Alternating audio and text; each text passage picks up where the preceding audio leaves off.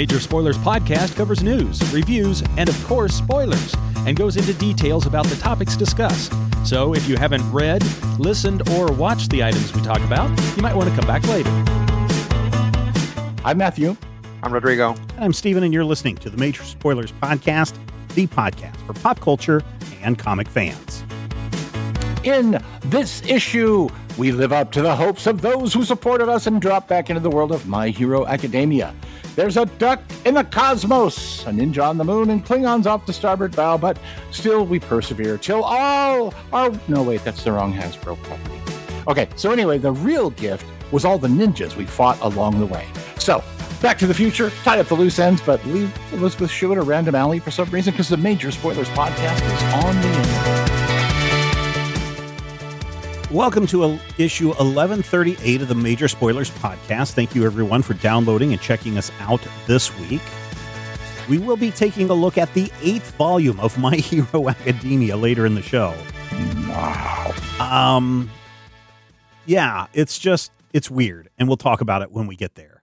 Hey, maybe you guys didn't hear about this, but I finally sat down and played Grand Theft Auto 5, GTA 5. You want to know how that experience went? Well, you need to be a patron. Patreon.com/Major Spoilers. Sign up at the silver level or higher, just $5 a month.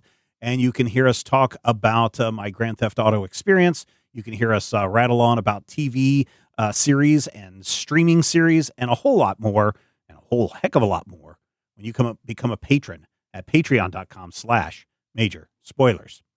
We got a bunch of comic book reviews to get through this week as well, so why don't we just jump into that? Matthew, the Mighty Morphin Power Rangers are back again with the Teenage Mutant Ninja Turtles for a third outing. I don't know what the appeal is, because I think Batman and Robin only teamed up twice with the Turtles, I think. I'm trying to think. No, they did 3. Did they do Batman, 3 of them? TMNT did 3, yeah. Okay. I was going to say, because it seems like the Power Rangers team up with the Ninja Turtles a lot. Well, and this is weird because the TMNT MMPR universe is seemingly an ongoing thing. And so it is a separate kind of world where TMNT MMPR 3 just picks up from the point where 2 left off. Essentially, throughout the first season of the show, the first 2 5-issue series, we saw Rita Repulsa teaming up with the Shredder. We saw a great deal of crazy stuff, and now all of a sudden things are going even worse.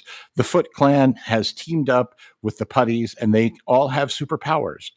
And all around the world, these armies of weird putty ninja guys are running around and messing things up. So this story starts with the Turtles and the Rangers on the run, constantly on the run.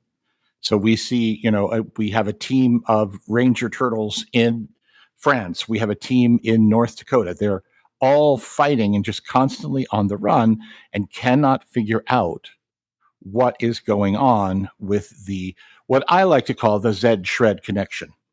Shredder, using his endless armies, and Zedd, using his magic, have basically created infinite mooks. And so they are constantly having to go and deal with all of this. This issue does also name check Casey and April, who have gone into Dimension X with Ranger powers.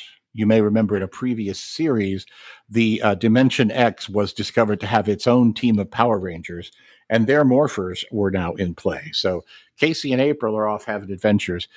Stick a pin in that, because that's definitely coming back. But once again, the joy of this series is the moments where you get to see characters bonding. So you get to have moments where the weight of leadership is heavy. And so Leonardo and Jason are both like, this is why we train. And Donatello and Billy are like, hey, we're going to try and figure out this teleporter. And Billy's like, yeah, we've only blown up the command center almost 3 times. And of course, the saddest moment of all, Zach and Michelangelo have just lost a fight. And they are sadly eating pizza in the corner. And somebody's like, are you guys okay? pizza is both for celebratory and remorseful occasions, you guys. So just seeing Zach and Mikey so depressed, to me, is an immediate storytelling plus. You're just, oh, what's going on? What is all this all about? And it turns out, we don't know yet, but it's bad. It's going to be really bad, because all of these explosions and monsters and fighting things are also hiding the fact that Karai, the daughter of the Shredder, is secretly sneaking around. Now, I don't remember seeing Karai anywhere in previous volumes of this, so I wonder how long has Karai been sneaking around. But in any case, any story that sends Tommy and Raphael out together and just sort of really takes into account Tommy and Raphael and their tendency to just go, we'll do it live. I'm going to do it all myself. And running into Bebop and Rocksteady and having the most terrifying moment in the history of the shared franchise. And I don't think it's a spoiler when I tell you that Bebop and Rocksteady say, "It's morphin' time." Oh, that's cool. So you got that going for it. Oh, yeah. Yeah, there's a Bebop Ranger, you guys. So because they remember each other each time, I think in the first one, all the turtles got their own Zords. Do they still have their Zords? The turtles in the first one borrowed morphers. Okay. Yeah. And Billy and Donnie built a turtle Zord out of, I think, the Fugitoid. Or parts of the Fugitoid. And then the Turtle Zord was able to basically do the modular breakdown with the Megazord. In this issue, this setup issue is all Rangers and all Ninjas. Nobody's doing their thing. But the Dimension X morphers in MMPR TMNT2, the Dimension X morphers allowed the turtles to morph into their own color profiles, which was nice. So you actually got to see Donatello as a purple ranger as opposed to having to borrow somebody else's. And of course, once again, we get that moment where Raphael insists that he has to have the red morpher because red is his color, but that also makes him the pilot of the ship, and he kind of hates that. But there is a moment in this issue that is shocking and heartbreaking, more so than, sad Mikey and Zach. And I will not spoiler this because you guys, it's going to tear your guts out. I will say this.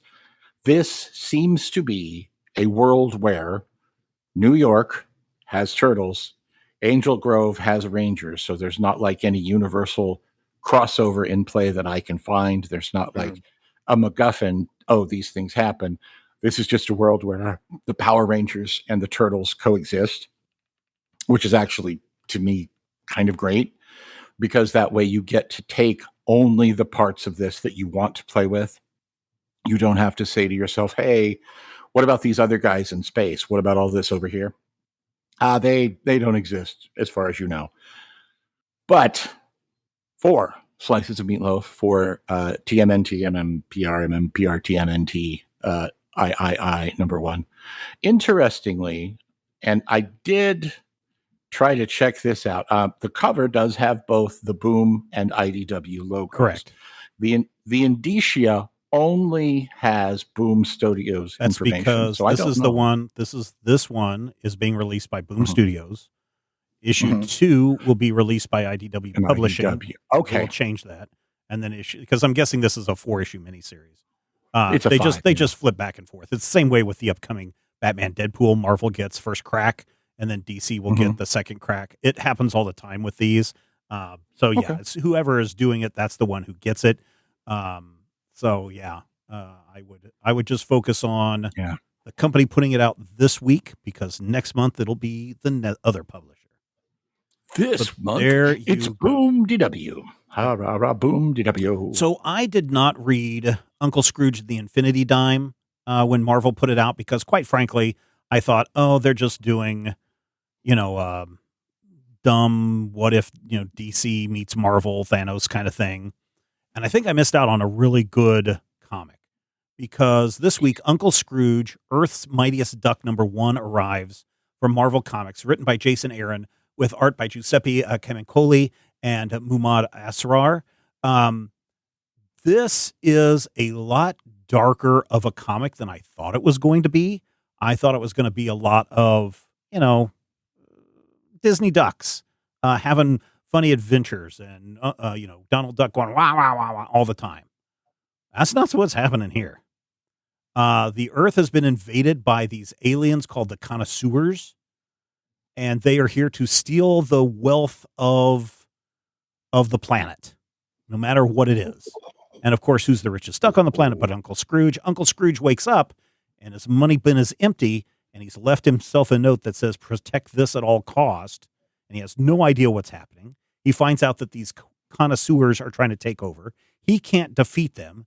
And then we flash forward years into the future where Earth has been defeated and Donald Duck is about to be thrown into a lava pit because the connoisseurs are looking for Scrooge's lucky dime and no one can find it. And it's up to Huey, Dewey, and Louie to rescue Donald Duck. And of course, Gladstone Gander is in cahoots with the connoisseurs. And then Scrooge McDuck meets his younger self and he's like, what's going on? And then we find out that the connoisseurs are zapping all the portions of Scrooge's memory, except for where the location of the hidden dime is, the lucky dime is.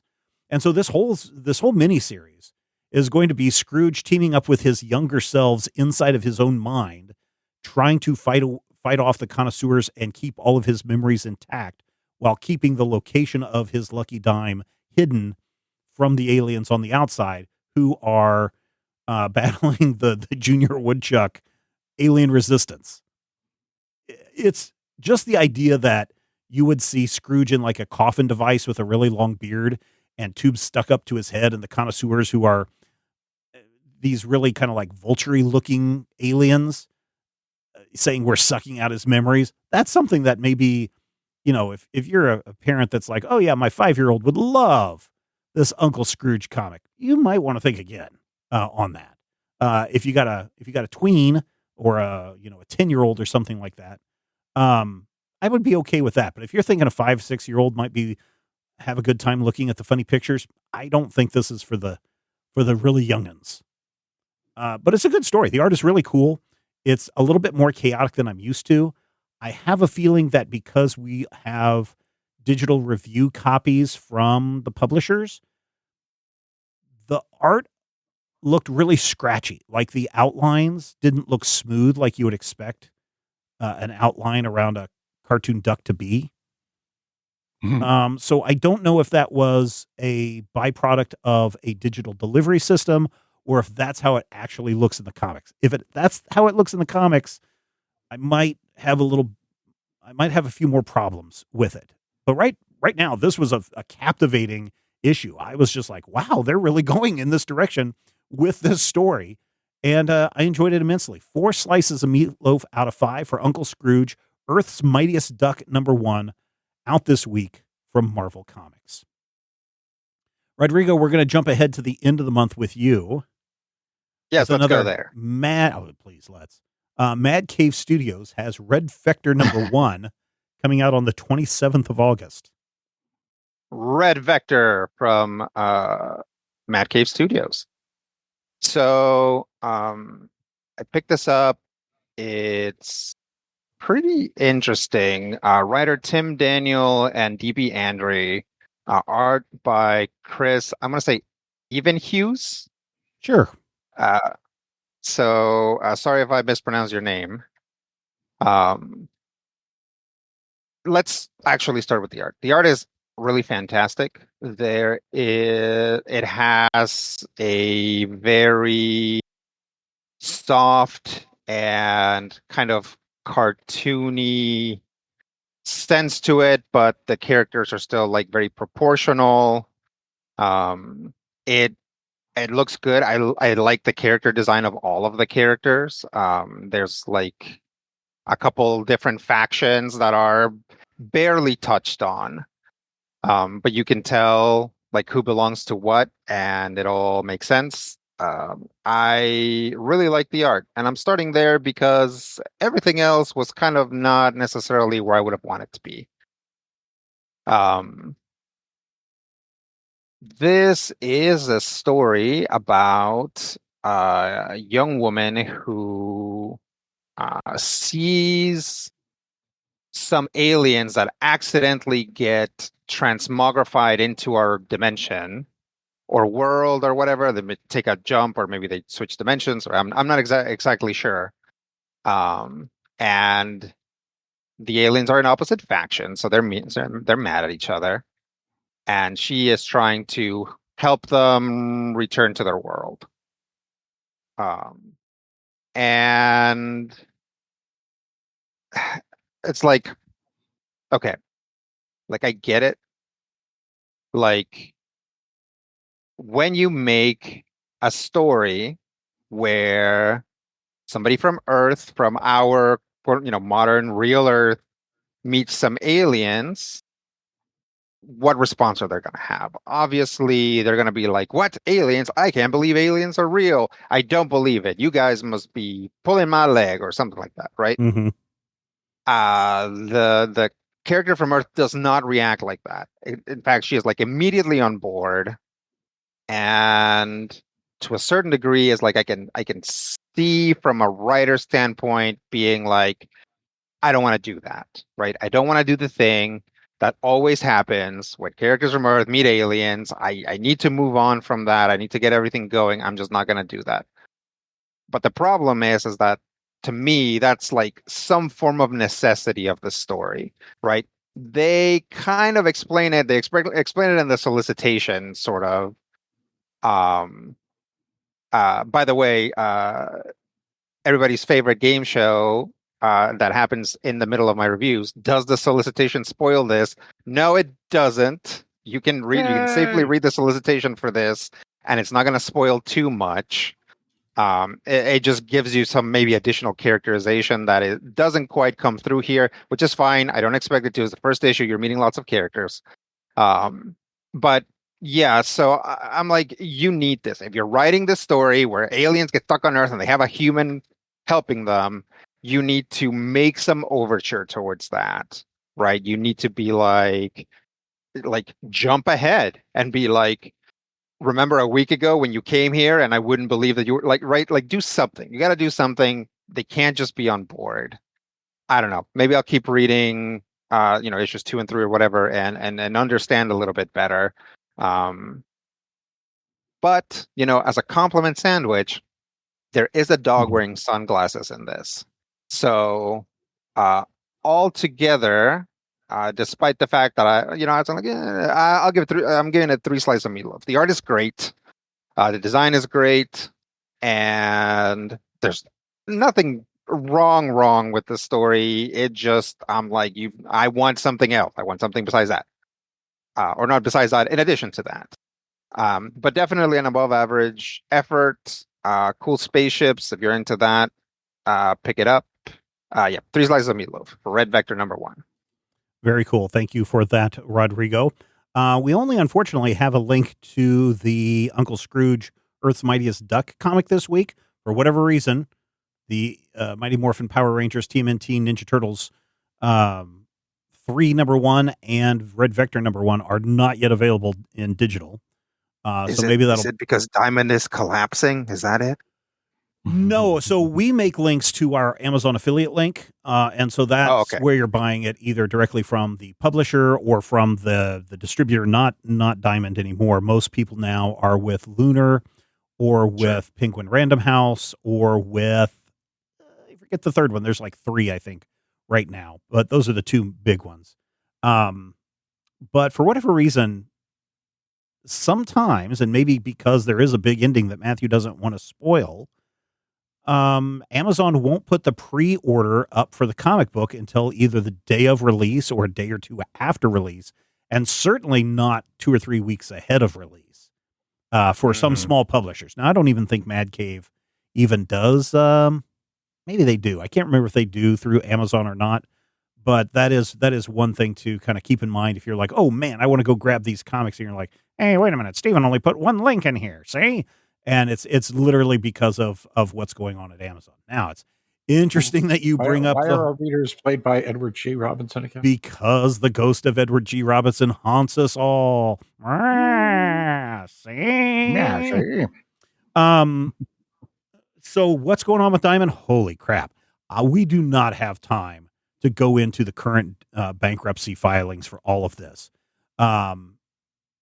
It is a mess and a half. That is all I will say. Now, I will say that Heidi McDonald over at The Beat, she has a really good rundown, and she's keeping really good tabs of what is going on with Diamond.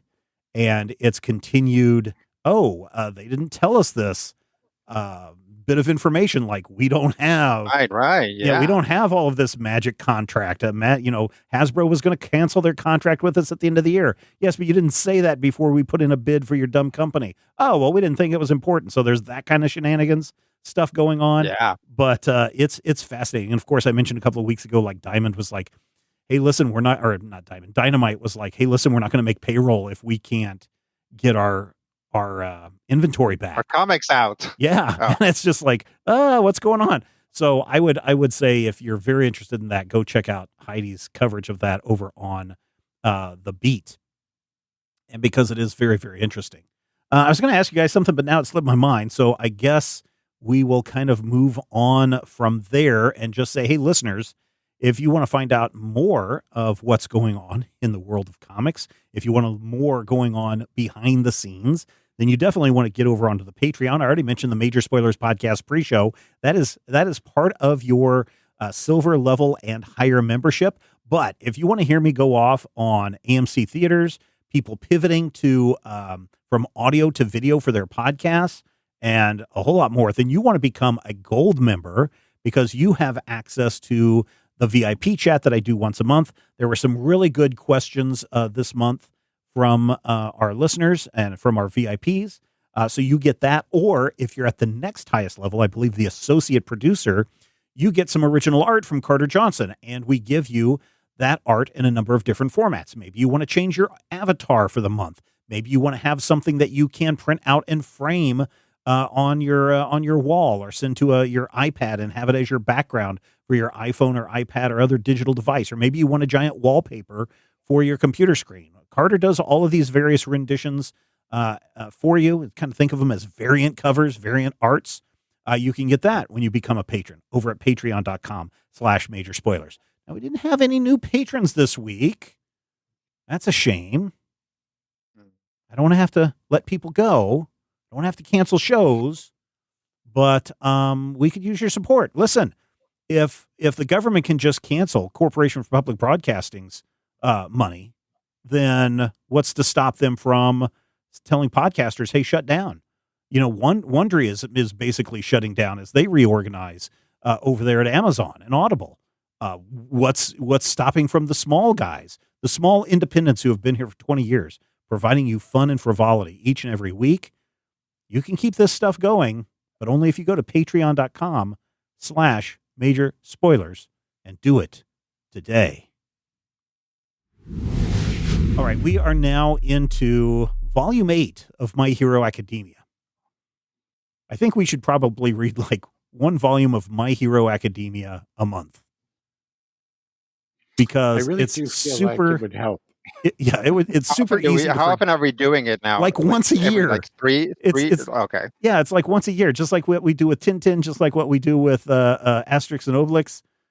It's like, let's check in with My Hero Academia. It reads so fast, and there's so much going on that by the time the next year rolls around, I'm like, okay, where were we in the last part of the story?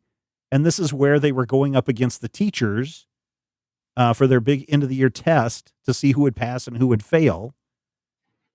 And we get to see that play out here in this volume, as well as them going to quote unquote summer camp. Yeah. And why do you think, Matthew, it's so easy to forget everything that happened before? Part of it, I think, is the liminal experience that we all have, where you walk through the door into the kitchen knowing you need something, but somehow the brain process of walking through a door resets your universe. And I feel like this is something I see all the time because I've just started watching season 3 of Invincible. Mm-hmm. And I'm like, what? Who? I read the books. I've read the books multiple times. I remember season 2. I remember everything that's happened. I'm still like, wait, huh? What? And so I feel like your brain, when you put the book down, that whole portion of your brain that's filled with the Horikishi's names just kind of goes and it closes.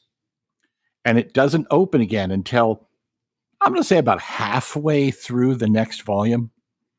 Because I literally pick up this book and I'm like, okay, which one's got the Splody hands again? The guy whose name is Splody Hands. His name is... And then there's Icy Hot. Icy Hot, Splody yeah. Hands. You've got Sticky Balls. Yeah. You've got Splody Legs, isn't there? No, but you got Rocket Legs. You've got Gene Genus. Right. And then you've got All Might, and then you've got Okie Dokie. One of my issues with this, or one of the challenges that I run into when reading My Hero Academia, is that so My Hero Academia is like Western superheroes through this lens of the Japanese comic tradition of like school adventures, right? Yeah. And I wish, although they borrow lots of stuff from Western superheroes, that they would borrow code names, because like, this is partially because I'm not that familiar with Japanese names. I have a really hard time remembering like names like Fumikage Tokoyami and Yuga Aoyama and Mashiro Ojiro for like secondary characters. So like those are all secondary characters, right? Yeah. So somebody will like casually mention them, and also depending on who the person is mentioning them, they will either mention them by first name or last name if it's like in a formal setting. And I'm like, that's 2 names for one character that I don't even know that much about. Right. Some of them have nicknames too. So you're like, and some of them have nicknames. That's why you just have to go by. That's why you have to go by Frog Girl, Pink Demon, Jet Legs. But the problem is when people mention them and they're not on screen, right? No, that's true. That's when you just skip over that balloon. It's like, that balloon's not important. There's no need to read that balloon. So yeah, I wish that at least while they were doing superhero stuff, that they had code names. It's like all of their quirks have names. Right. But they themselves, and like the faculty has code names, but they themselves don't seem to have code names yet. Or at least not good ones, because Aoyama's is Can't Stop Twinkling. And I'm like, that's not a code name. Well, and that's a verbal tick. And they don't use them, right? Like if that was his code name, then that would be easier for me to remember than his name. Right. But they don't use them that often. Are you talking about Navel Gaze? Yeah, Belly Button Lad. Yeah, Navel Gaze, and don't forget Crowman, or you could also call him Raven Boy. Either one will work. Yeah. I know who you're talking about. You do know who we're talking about. Yeah. Bird Nose. Yeah. So here's what I liked about this story, at least the first half of the story, and then we'll talk about the second half of the story. I like that everybody is, whether they know it or not, working together to solve a puzzle or overcome an obstacle.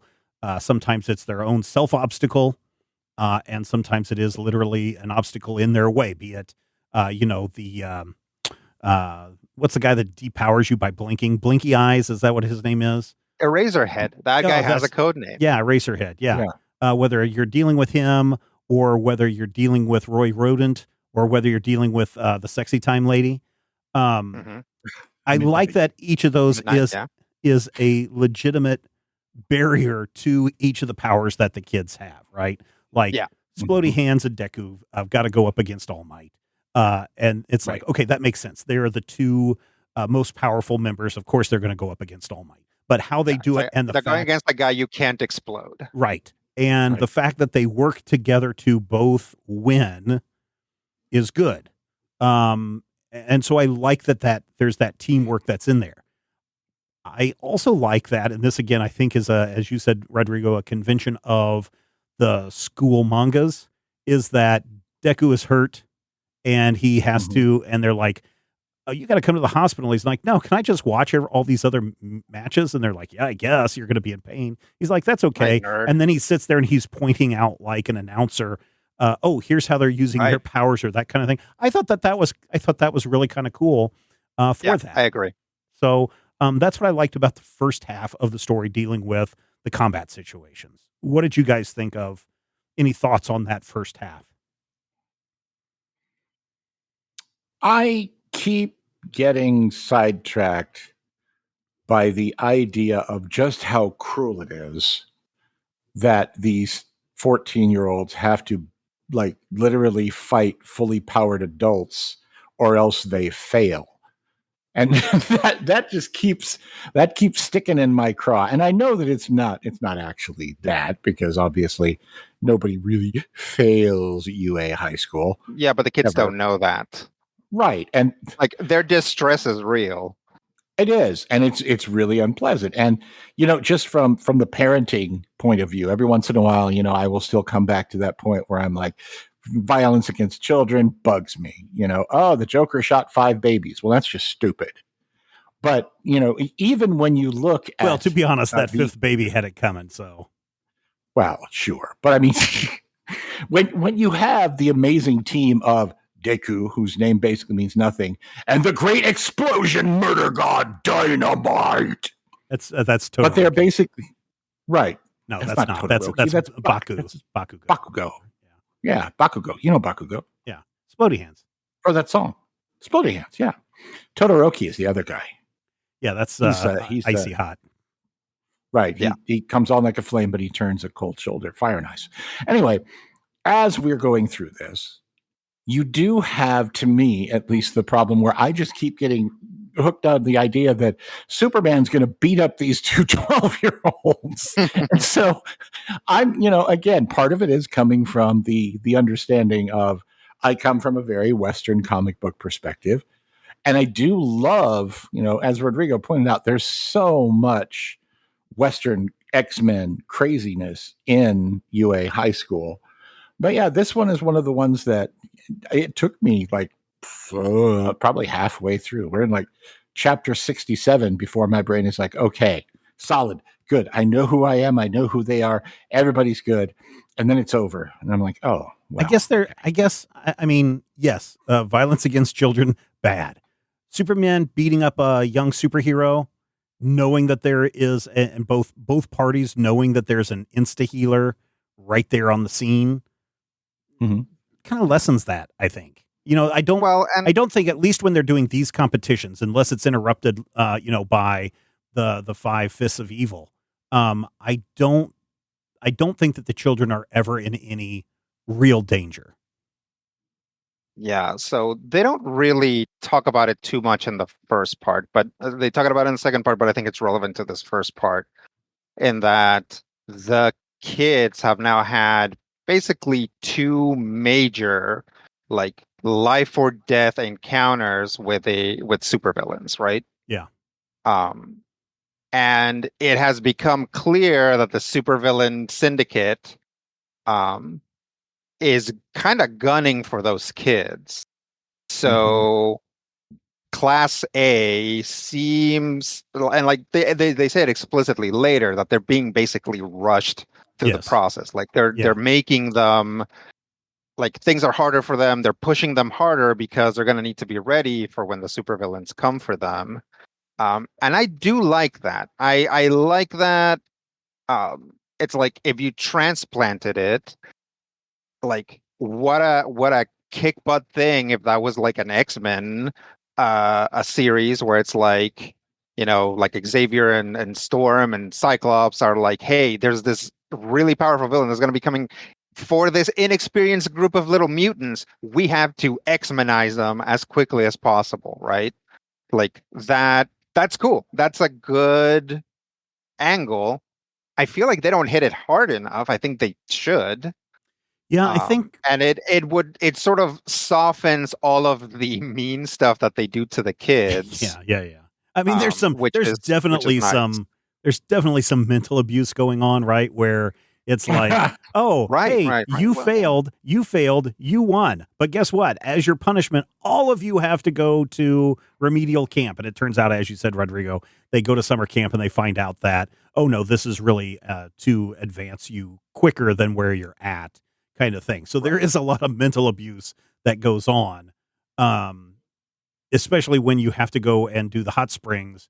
And Sticky Balls knows that the women are all on the other side. The girls are on the other side. Yeah, yes, so impossible. Yes, don't put a hot spring scene in your shonen manga challenge. Impossible. What did you think about so they do go to the mountains and they have to, they're going to be training there for the next, supposedly the next volume. What are some thoughts that come to your mind when they get to camp? I think the main thing that struck out to me was, yes, we have seen All Might getting sicker and sicker and sicker every time he uses his powers, or weaker each time. We have seen some serious injuries to the adult heroes, but I think it strikes home here is they're talking about they're a team of 4 that are running this section of the wilderness, and there's only 2 of them. And then you find out, oh, the reason why there's only 2 is because the other 2 died, leaving their 10-year-old son in the care of one of the remaining women who's in charge of this area.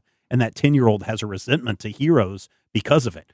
That to me was like the most, not the gut punch, well, probably the gut punchiest part of this series to date, where you're really sticking in the seriousness of what it means to be a hero and what it means to be a child of parents who are killed in the line of action. It's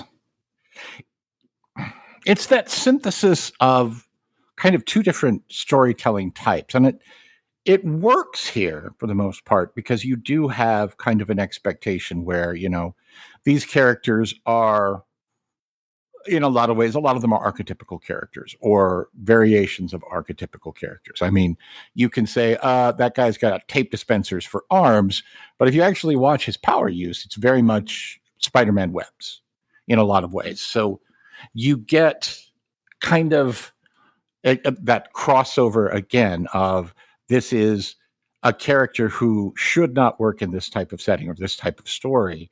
And then, afterwards, people get their brains beat in and everybody is we're all just going to be in a coma.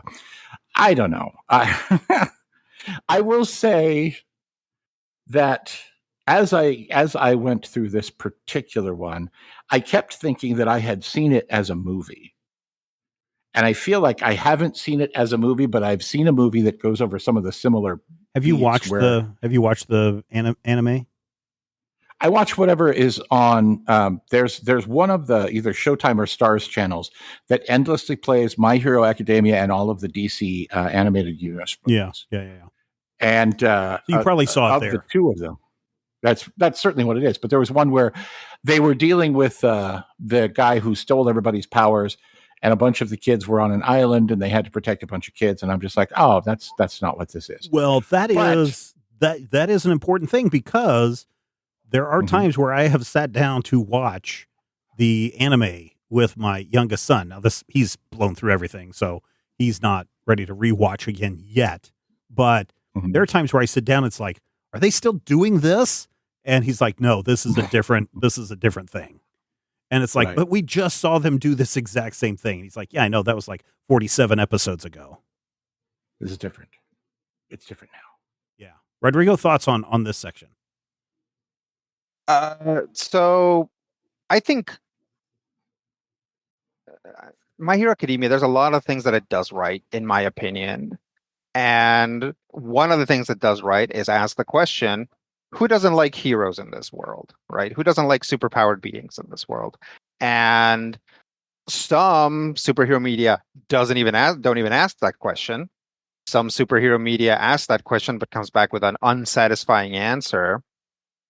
But My Hero Academia does a good job. They're like, hey, who wouldn't like superheroes? And like, sure enough, villains and maybe, although corporate uh, industry like clearly doesn't care or prefer superheroes because there's like sponsorships and stuff. But hey, how about this kid? His parents were superheroes and they died, and he's resentful of that, like a kid would be. It was like in any way that their parents died. Right. Like that's a thing. That's definitely a thing. So I thought that was good. I was like, you have a point here, My Hero Academia. I really actually appreciate the introduction of this, like, first off, really angry baby boy. Yes. Like a character that I really like, just how like furious He's got a good this draw. like tiny kid looks. I think he's the same size as the like Sticky balls. Grape. Yeah, sticky ball grape boy. But he is actually supposed to be younger. The other kid is just like short for his age. But like, yeah, this kid is like a little kid, and he always looks so angry, and I really like that design. Yeah. And plus, he gives somebody a nut punch in the middle of the story. Just first thing he does is punch the main character in the junk. So they said it. I was like, is that drawn so that it's supposed to be a stomach? Because that really looks like his junk. And it's like somebody immediately says, hey, why'd you punch him in the junk? So I was like, okay. Yeah. Okay. So I do enjoy this series, and I do enjoy the art style, but I think one of the things, and this was why I didn't really talk about why it's hard for me to remember what's going on, is because I think they work so fast to crank these stories out. Because isn't this part of Shonen Jump Weekly or whatever? Was this a Shonen weekly Jump? Yeah. Was this a weekly series? Yeah. Yeah. So they have to get a new chapter out like every week, or a section out every week. And this time, as I was examining the panels, I'm like, oh yeah, they're keeping the detail where they need to, but they'll drop a background and just have a screamy head, and that's all that they need to draw for like 6 panels. Classic anime stuff. Yeah. Totally. And so when you do that, you do run the risk or manga stuff of kind of forgetting what's going on, because you like to see big action and not action taking place in little compressed panels without a lot of body movement, if that makes sense. And so that's why for me, it's like, oh yes, you end up getting these very nice splash pages, and you get these very nice, pinups or whatever that they're having in there. But a lot of it is just little tiny heads without much else to get you through the story. I'm fine with it. I'm fine with the story and everything, but I kind of figured out that's, I think, the reason why it's so easy for me to kind of forget what's going on between volumes, because there's not really any standout art that pops up to you like, oh, remember that time? I mean, that's why you can remember the kid punching Deku in the junk, because it's like that's a full body shot that you see, as opposed to, oh, remember when Splody Hands tried to take out All Might, and all you see is the close up of a hand exploding, and it's like, well, that's not as memorable. But I understand it's probably a lot of it is just the time constraints of we've got to get this out as fast as we can. It is. I mean, so this manga in particular, but I think manga in general, just runs into stuff like that all the time. It also runs into stuff where like the artist's style changes as they go. Where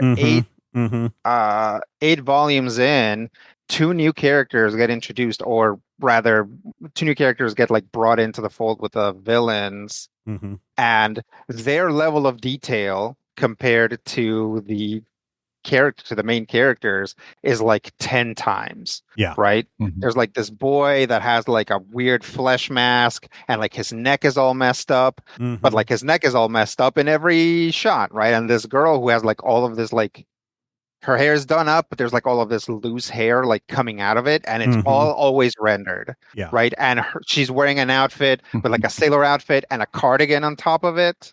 And the cardigan has like fuzzy, or not fuzzy, but it has like those knit sleeves, or whatever. There's a lot of detail to these characters, and when I saw them, I actually cracked up because it looked like characters from another manga had like wandered in by accident. Yeah. It's a It's like, crossover episode. they're like, oh, I'm sorry. Is this Chainsaw Man? It's like, no, this is My Hero Academia. Oh, so sorry, guys. Sorry, we'll let ourselves out. You know, that's chapter. that is interesting because there is in one of the, I don't want to call it a pinup page, but basically it is a pinup page where they're like, here are the character drawings and everything, and they're drawing one of the women from the Force team in like casual dress clothes, and the creator is like, oh, I like how this is done. Da da da da da. My team did a great job in drawing her. Yeah, and I was like, oh, well, okay. You forget that this is a kind of a real team effort in this as well. Yes, there are some people that are doing it all by themselves, but then there are people that are just like, oh yeah, I'm going to do the main body, but you over there do all the backgrounds. You over there do all the inking.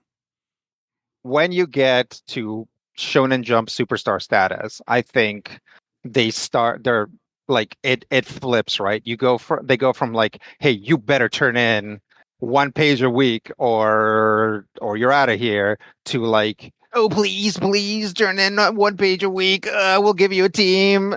We're making so much money off of you. Yeah. So like they actually start getting resources. And that's how new mangakas are trained. Mangakas? I don't know. Yeah, I was watching a documentary about this guy who wasn't very popular in Japan, but he became super popular in Europe.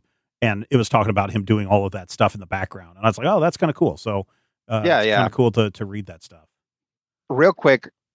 So just apropos of nothing, there's a character in this. There's 2 cat girls in this. Yes.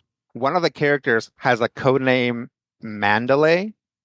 Mm-hmm. Do you guys think that her code name is Mandalay because of Mandalay Pictures, which has like a picture of a tiger as its logo? Because I don't think Mandalay has anything to do with cats. So I'm like, why is her code name Mandalay? And I'm like, a Mandalay is a crossbreed of a Burmese and something. Oh, okay. All right. Okay. So that's my mistake. And I was ignorant about cats. They're very, very rare is the thing. And I think that's even better, right? But yeah, I was just like, Mandalay, like Mandalay Bay, and I like started looking, and I was like, oh, I remember Mandalay Pictures with the tiger. I wonder if they were just like, well, clearly this must mean tiger in English. Right? my mistake. That was an assumption on my part. Yeah. That's cool. Yeah. But that also does bring up one of my favorite bits about this.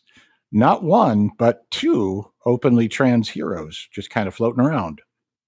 Sure. Because, Tiger from the Wild Wild Pussycats has transitioned. Now he's a man. He still wears his same team costume. He's still part of his team. The 4 of them go out together theming and punch things in the head. I feel like that's cool. I can't remember the other girl's name now. But it's just... She's not introduced in this volume, though. Oh, is she? I thought she was. Did I read the wrong volume? I don't know. Oh, I don't know. I know that there's a picture at the very end of all 4 of them. Yeah, that's what you're thinking of, because you're only seeing 2 of them here. Only Mandalay. 2 Pussycats are introduced in this one. Yeah. I gotta stop reading. So you might have read ahead. Yeah. Okay. So what do you guys think? What do you guys think of this? I mean, I still enjoyed it. I thought it was fun. It's good to revisit, although I feel like, and this is the same problem I have with the anime, is that here's 10 minutes of intro stuff, and then 10 minutes of show, and then 10 minutes of credits with next time. And then you don't get very much actual content. You get a lot of sugar and candy coating, but very little, meat, to mix a metaphor. I kind of feel like this every time I sit down to read one of these volumes, where there's a lot that happens, but I feel like I'm not getting the whole picture unless I were to read like 6 volumes at a time. But it's still fun. Yeah, it kind of. Go ahead. We kind of run into the same problem that we see with like daily strips, like the Flash Gordon collections and the stuff that we're Spider-Man stuff. Yeah. Yeah, you have to recap. So each week is kind of a discrete unit, and you have to recap, and then you kind of get through the week. And each day you're kind of recapping what happened the day before and the day before. That's kind of the way I feel about, the weekly Shonen Jump, all of the weekly Shonen Jump series. And I feel like that's kind of also why I prefer the anime, which is very strange, very out of character for me. I prefer the anime version of these stories than the original comics because the comics are beautiful, just gorgeous. Sure. But then you also do, with the anime, it's like, okay, we're going to get 40 minutes of sustained crazy nonsense. And, Ragdoll is in the hospital. I don't know. But as I went through this particular volume, it did kind of feel a little bit like Rodrigo uses the example of, hey, the X-Men are going to space. There is that point where we've had 7 volumes and it's all kind of school stuff. And now we're kind of the X-Men going to space. And on the one hand, that's great because it does, stretch the concepts and it does give the characters different kind of roles, or at least different places to be within a story that's not just the high school. But then it's also that thing where you have to ask yourself, why, if some passed and some barely passed, and a couple of people may have been told that they failed, why is everybody doing the same thing? And it's kind of that thing where, well, it's because the X-Men are going to space. It's what the story is doing. Everybody has to be here. You can't have half the group fail and go to summer school, and then the other half get to go and hang out on mom's boat all summer. But it is also one of those things where we're kind of expanding the universe and expanding the stage, for lack of a better word. And I really always like that stuff, but then it also can kind of end up where you're just like, do you remember that time Spider-Man punched a villain and then turned to dirt? So, Rodrigo, final thoughts from you. As you may have discerned, this is probably the most positive I've ever been on My Hero Academia. There were like a lot of things in here that I liked, but there's something about its pacing and character density that just fundamentally repels me. It's like, I love ensemble books, but like weirdly, My Hero Academia is not an ensemble book, or like it's all about Deku all the time. Yeah, because it's always his thoughts and everything. Yeah, and it's like when push comes to shove, it's also centered on him, and other characters get to do cool stuff, and that's great. I don't know. It like, again, this is like, I got to the end of this and I was like, I actually kind of like that one. And if you had come to me and been like, hey, Rodrigo, the next volume is already available, would you like to read it? I'd be like, nah. Like, not on my own time. I'll happily read it for major spoilers, but I'm like, I got other stuff I want to do or read or whatever. Like, again, out of the My Hero Academia stuff, this is probably the volume I've liked the most, but it just kind of still, there's something about it that doesn't quite click for me. Good news, Rodrigo. There are 34 more volumes to go. Yeah. Again, happy to read it for major spoilers. This is by far not the worst thing I've read for major spoilers, so I'm fine with that. There you go. All right, everybody. What do you think of the My Hero Academia? Have you read all 42 volumes? Have you watched all the anime? Have you read the light novels? Let us know. Join our Discord server. You can join it for free. Hop into the Major Spoilers channel. We don't have a manga channel, but we do have a comic book channel, and those are basically the same thing. So jump in there, have a conversation, meet a bunch of cool people, and next week on the show, we're going to go visit Spider-Man with a little series called Marvel Knights. That's next time on the Major Spoilers podcast. Why? Because we know that you love comics. We do too, and we will talk with you soon.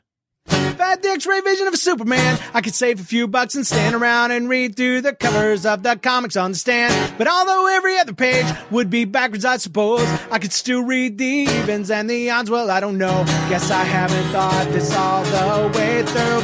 Plus, as soon as the comic book store guy knew, he kicked my butt out on the corner. What a major spoiler. What a major spoiler. Think about a better way. If I was hulking green or gray, I could just bust through that brick wall, take their comic books away. But then the little meat would deal with all the tanks and bombs and guns. Have you ever tried to read a series with all that going on? Guess I need to rethink this plan. How would I back and board my comics with such huge hands? Guess I already told ya. What a major spoiler. What a major spoiler. Yeah. What a major spoiler. What a major spoiler. race like a man of iron. I might not be surprised to find that I might actually have the heart cold to follow an entire storyline. But would I really even need to read up on all those escapades? I mean, who needs such distractions when your sister's such a babe? But the downside is such a beast, being shot up in a fun, being the middle race with a gang sign throwing soldier.